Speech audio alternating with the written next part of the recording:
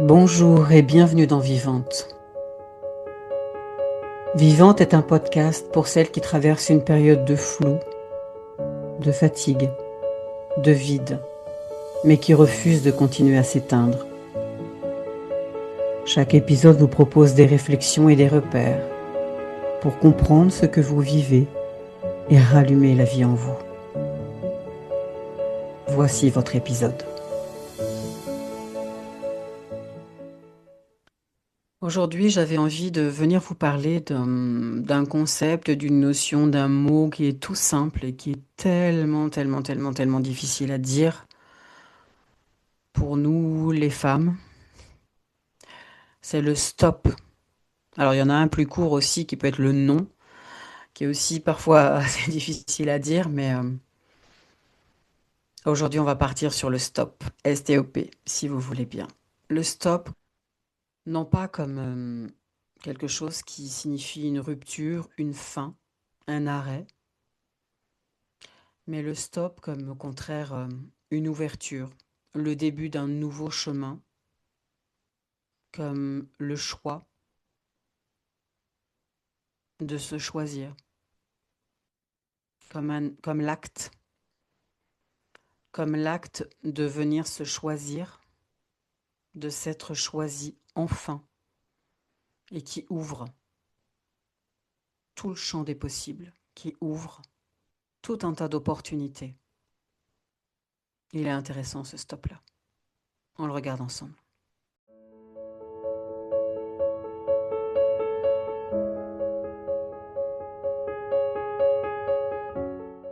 Alors pour évoquer ce stop, je vais vous parler de mon vécu, de mon histoire personnelle. Et comme peut-être vous le savez déjà, moi, le domaine dans lequel j'ai eu beaucoup d'interrogations, beaucoup de répétitions, beaucoup d'arrêts, d'échecs, de reprises, de ruptures, de fin, ça a été le domaine professionnel. Donc j'espère que ça parlera au plus grand nombre et à votre domaine propre, au domaine dans lequel pour vous, c'est là où il y a des répétitions, des schémas répétitifs. Ça peut être dans une amitié, ça peut être dans un couple. Adapter mes propos, voyez comment ça peut résonner. Je crois comme pour beaucoup de personnes, mon corps me parle depuis très longtemps. Il y a des douleurs, il y a des symptômes, il y a des choses qui sont là, alors que à la base, le corps, il n'est pas fait pour être douloureux, il n'est pas là pour ça en tout cas. Il n'est pas là pour nous amener de la fatigue, il n'est pas là pour nous amener des maladies. Je crois profondément que quand il fait ça, c'est qu'il a un message à nous délivrer. Et donc, je vais simplement repartir de cette époque où j'étais donc en cuisine. Et mon corps là, à ce moment-là, il me parlait beaucoup. Alors oui, c'est vrai que j'étais en cuisine à 50 ans. Je sais bien que c'est un métier physiquement dur, intense, fatigant, qu'en plus, bah, parfois en cuisine, souvent on dit c'est un lieu où il y a des ours, hein, mais ouais, il n'y a pas de reconnaissance, il n'y a pas beaucoup de dialogue. Bon, mais en dehors de tout ça, vraiment, c'était un métier qui était, moi, j'ai adoré quoi, ce métier. Et franchement, il n'était pas forcément si dur physiquement, honnêtement. J'avais des responsabilités, j'étais, voilà, c'est moi qui décidais des petites recettes que je faisais, je les faisais, j'avais cet esprit créatif et cette part de créativité qui était toujours présente parce qu'on me disait, vas-y, tu fais à l'assiette. À l'époque, on était au Covid, donc euh, il fallait faire à l'assiette, il fallait faire tout emballer, filmer, etc. Donc je prenais vraiment plaisir à faire ça, mais pourtant, il y a d'abord eu des douleurs dans le coude, alors on se dit, ouais, bah, c'est normal, ce geste-là, là, de nettoyer cette cuisine hein, à la raclette, etc. Bah ouais, c'est dur. C'est normal, j'ai pas l'habitude de faire ce geste-là. Et puis après, il y a eu les hanches. Là, c'était plus quand j'étais après le service en plonge et je me disais: «Beh, bon sang, comment ça se fait?» parce que bon, le geste que je fais n'est pas forcément, ne mobilise pas forcément les hanches, mais quelque chose vient me parler. Puis, bah, non, on continue quoi. Attends, je suis bien là, j'ai ce boulot, ça fait pas 2 ans que je suis là, je tiens, il y a des enfants derrière, il y a des études derrière, puis je suis bien. Enfin franchement, consciemment, on se dit: «Non mais bon, oui, comme dans tout boulot, il y a des choses qui vont pas, mais vraiment il me plaît ce boulot, je suis bien là». Et puis un jour, et j'en ai parlé déjà dans un autre épisode, il y a eu de l'incontinence qui est arrivée, donc plus, plus, plus, plus. Et évidemment, dans l'environnement dans lequel j'étais, impossible d'aller aux toilettes toutes les 3 minutes. Donc là, vraiment, mon corps, il est venu me dire, bah non, quoi, ça suffit, on arrête, stop, stop, ça suffit. Tu n'es pas à ta place là. Tu arrêtes, tu arrêtes de mentaliser les choses en disant, mais si c'est trop chouette, machin. Tu arrêtes de trouver des excuses, j'ai envie de te dire. Là, tu m'écoutes. Parce que là, voilà, je te donne un truc et tu peux plus continuer. C'est pas possible que tu puisses tenir toute une journée ou tenir une demi-journée. Enfin voilà, bien. Donc, bah pour la première fois, j'ai dit OK.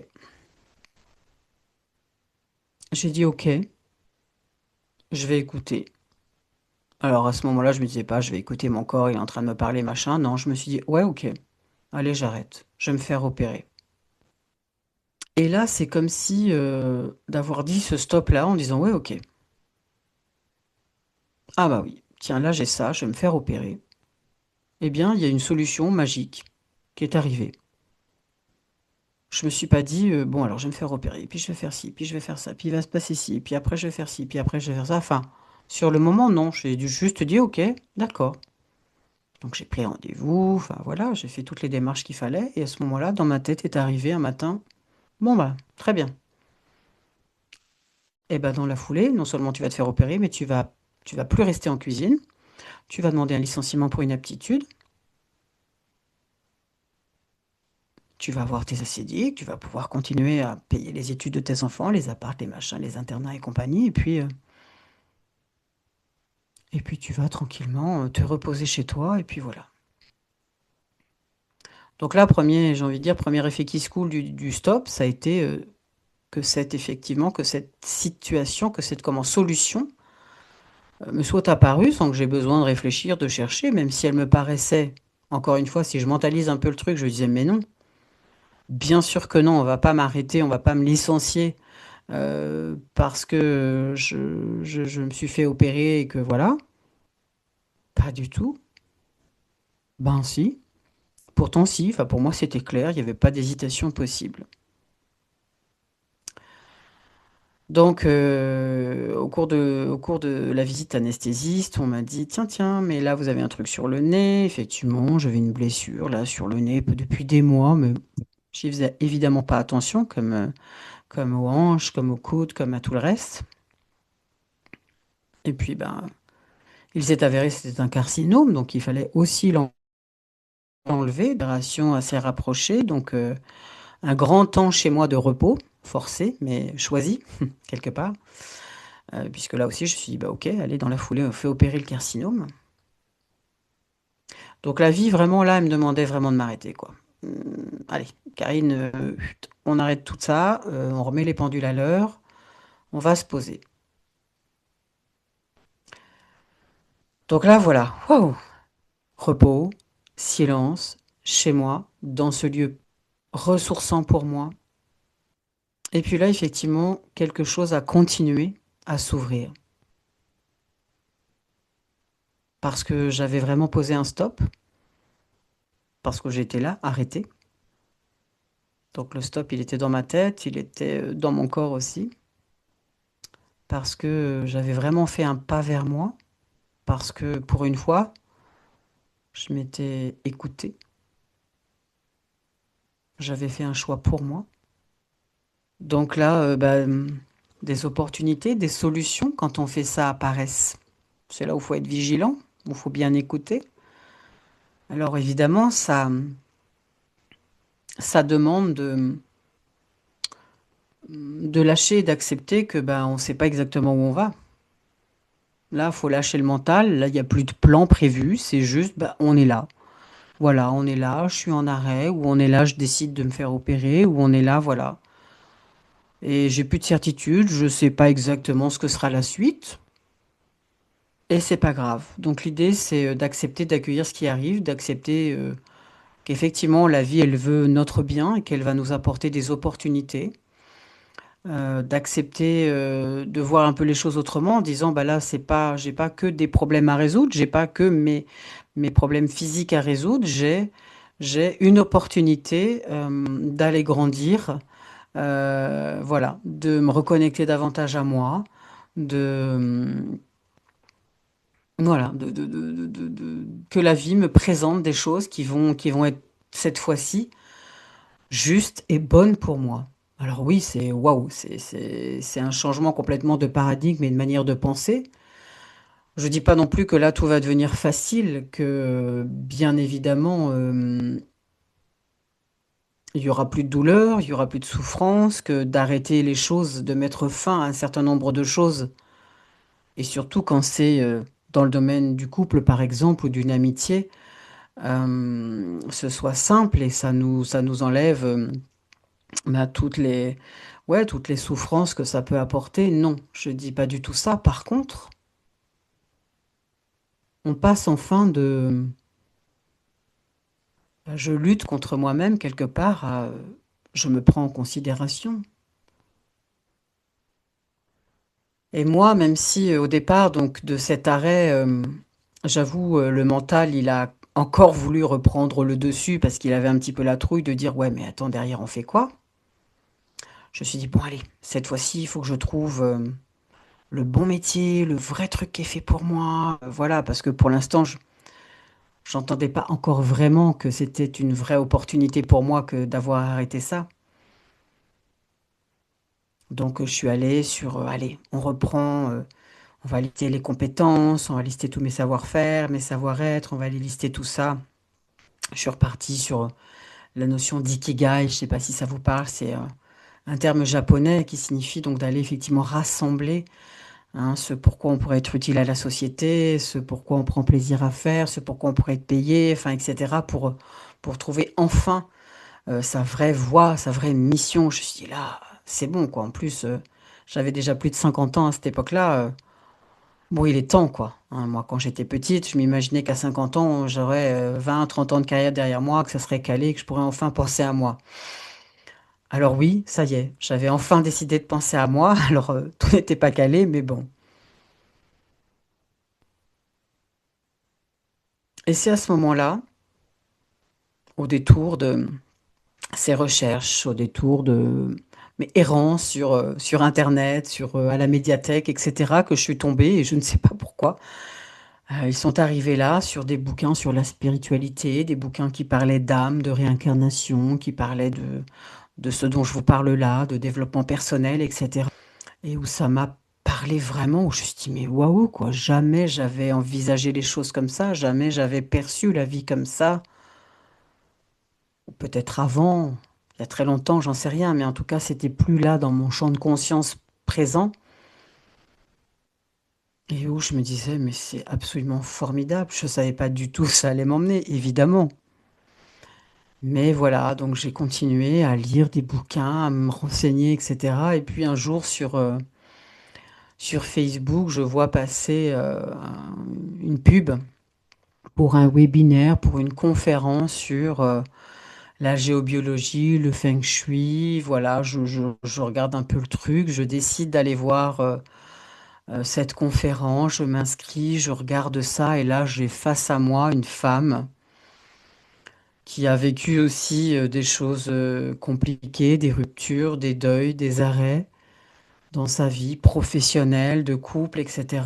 Et qui me parle de lieu de vie, qui me parle de lieu de travail, qui me parle de d'harmoniser tout ça, là où moi, depuis longtemps, depuis toujours, j'avais accordé une importance au lieu et de manière naturelle, je ne sais pas, intuitive, enfin, sans me poser la question vraiment, sans en tout cas mettre de conscience dessus, en me disant, mais pour moi, c'est important quand je choisis le lieu dans lequel je vais vivre, mes enfants vont vivre, grandir, que ce soit effectivement un lieu où il y a, voilà, où je ressens des énergies qui sont chouettes, qui nous portent, où je vais, où ça circule, où on va pouvoir s'épanouir, où je vais pouvoir mettre en place ça, où je vais pouvoir amener des choses. Et effectivement, ces lieux-là, à chaque fois dans les lieux dans lesquels j'ai vécu, on était baigné dans ces énergies de ressourcement, dans ces énergies plutôt positives. Vraiment, ça a toujours été pour moi des paradis, des cocons, les lieux dans lesquels j'ai vécu, à tel point que ça a toujours été compliqué pour moi d'y faire rentrer les autres, même ma famille, j'avoue, tellement je voulais que ça reste voilà, mon lieu avec mes énergies propres. Ça a été la même chose dans la boutique, encore dans une vie d'avant. Heu, voilà, où les gens, ils venaient me dire: «Mais qu'est-ce qu'on se sent bien chez vous?» Et effectivement, j'y avais apporté, voilà, tout ce qui était important pour moi, pour qu'on puisse s'y sentir bien de manière matérielle, mais probablement de manière énergétique aussi. Et là, dans cette conférence, j'avais en face de moi quelqu'un qui me racontait ça et qui me disait: «Mais il y a des outils pour le faire, pour pouvoir le faire dans tous les lieux, partout, pour pouvoir le faire donc dans les lieux de vie, dans les lieux de travail». Et je me disais: «Mais c'est extraordinaire!» J'avais l'impression de que ce que je faisais de manière naturelle et qui était si important pour moi, j'allais enfin pouvoir le faire de manière plus professionnelle et que, il y avait des outils, que ça apportait un nom et que voilà, enfin, donc je suis allée écouter une deuxième conférence qu'elle donnait 15 jours ou 3 semaines plus tard et comme elle proposait de se former, bien sûr, je suis allée me former à ça. Donc c'est là où ce stop que j'ai posé, je savais pas du tout où il allait m'emmener, mais j'ai fait complètement confiance à la vie. J'ai écouté aussi les opportunités. C'est là aussi où, si vous avez déjà posé un stop, eh bien, déjà bravo à vous. Félicitez-vous, célébrez cela et soyez attentive aux opportunités qui se présentent une fois, 2 fois, plusieurs fois peut-être jusqu'à temps que vous puissiez vraiment les entendre et les saisir. Parce que le stop qu'on pose, c'est effectivement pas une fin. Vous voyez, vous entendez, j'espère là que c'est vraiment l'ouverture vers quelque chose, d'autre qui est, plus aligné, plus, en relation, en rapport avec qui l'on est vraiment, avec des valeurs qui, bah, je les avais vraiment enfin jamais posées comme des valeurs importantes pour moi, ce lieu de vie, les énergies qui étaient là, mais qui pourtant font vraiment partie de mes valeurs profondes. D'être en harmonie avec mon lieu de vie, qu'il me corresponde, qu'il reflète qui je suis. Et là, voilà, j'avais des explications et tout. Enfin, c'était vraiment juste fantastique, quoi. Donc, je vous invite vraiment à aller écouter les opportunités qui arrivent parce qu'il est là, le chemin qui ouvre. Elle est là, la vie qui va vous autoriser, vous apporter. Alors, encore une fois, tout sera pas simple parce que, bah oui, pour se former, ça veut dire s'organiser, ça veut dire trouver l'argent aussi, ça veut dire, voilà, tout un tas de choses. Mais, ou pour changer de relation, ou pour changer de lieu de vie, ou enfin, voilà, ou pour apprendre à vivre seul aussi. Euh, je dis pas que tout est facile et que tout sera fluide derrière, mais au moins, on est dans quelque chose qui est, mais oui, c'est ça qui est bon pour moi là.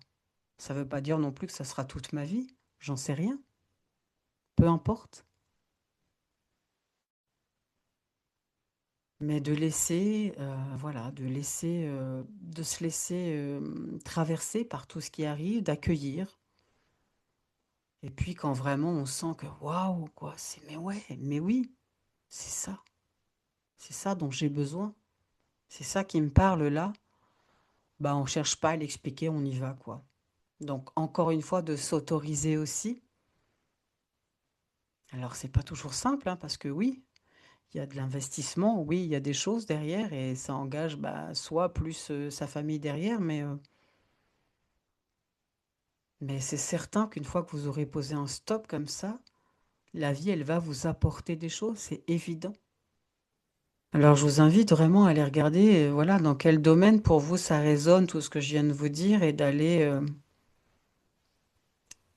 ben, si il y a besoin là, si on est dans des boucles, si vous vous y reconnaissez plus, si pour vous là c'est plus possible de tenir avec ça, de faire avec cela, eh bien d'aller poser un stop, d'aller enfin vous choisir. Alors ça peut être commencer par en discuter avec quelqu'un, ça peut être commencer aussi par se faire accompagner. Se faire accompagner, c'est aussi quelque chose que j'ai mis en place à ce moment-là. Ça a été aussi une évidence pour moi.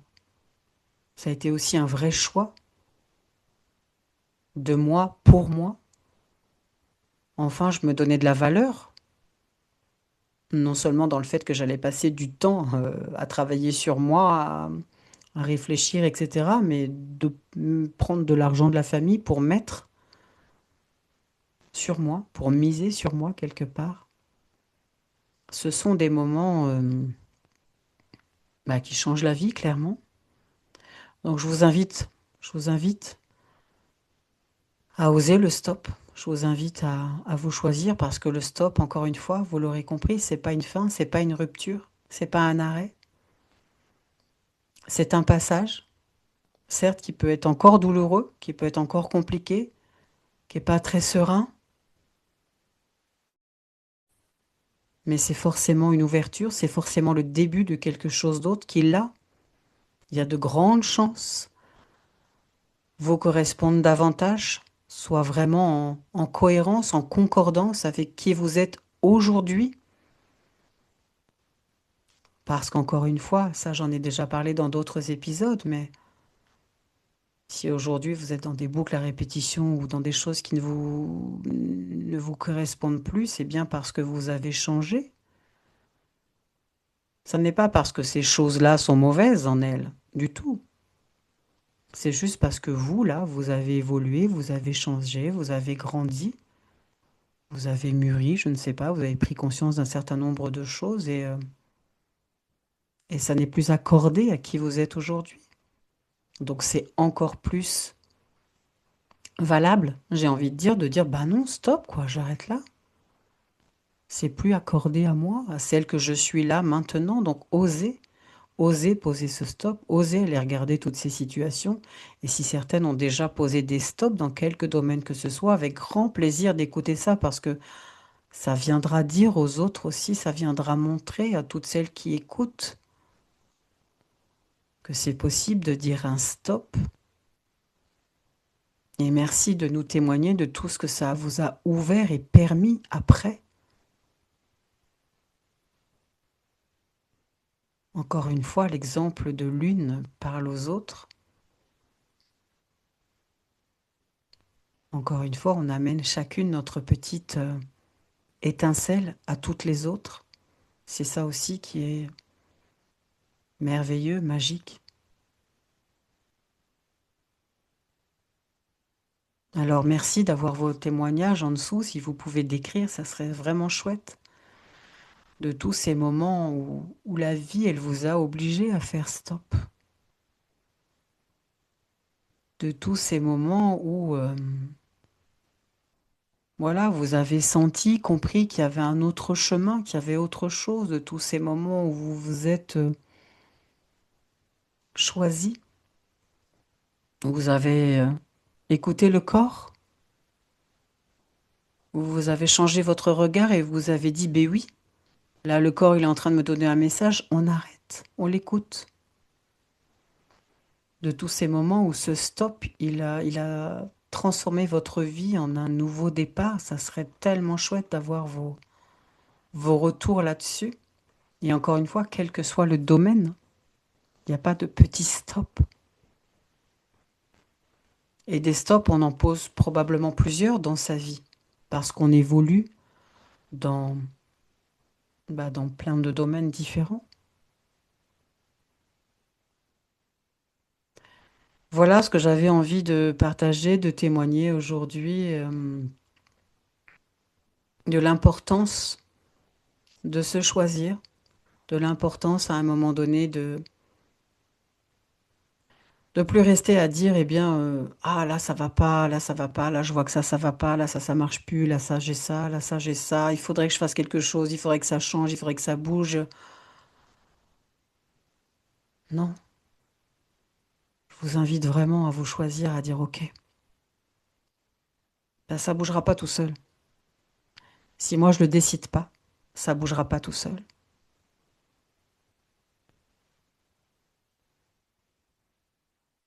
Alors vous pouvez être soutenu encore une fois dans ce choix-là et c'est bien pour cela que je mets en place des accompagnements.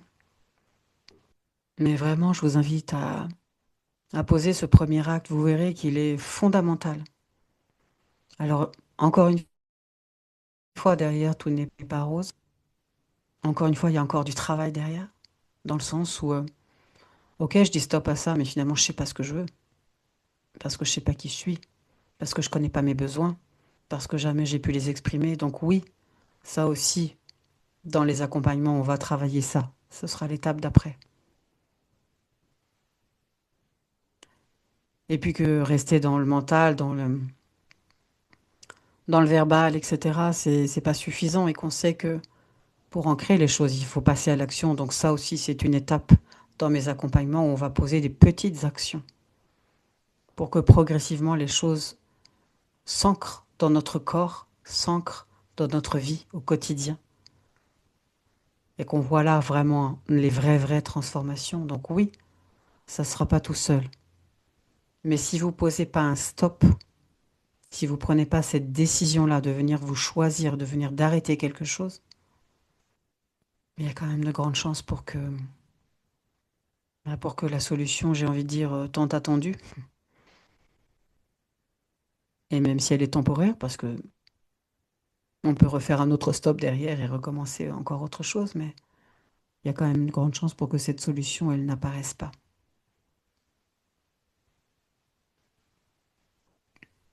J'espère que ça vous aura parlé. J'espère que ça vous donne envie de dire stop. Je suis là, encore une fois, s'il y a besoin. Et merci à toutes celles qui voudront bien nous raconter aussi leur stop. Et surtout, tout ce que ça a ouvert derrière. À très vite. Merci de m'avoir écouté. Je vous retrouve au prochain épisode. D'ici là, prenez soin de vous et du lieu qui vous accueille. Si cet épisode vous a plu, je vous invite à le liker, le commenter, le partager ou vous abonner. À très vite.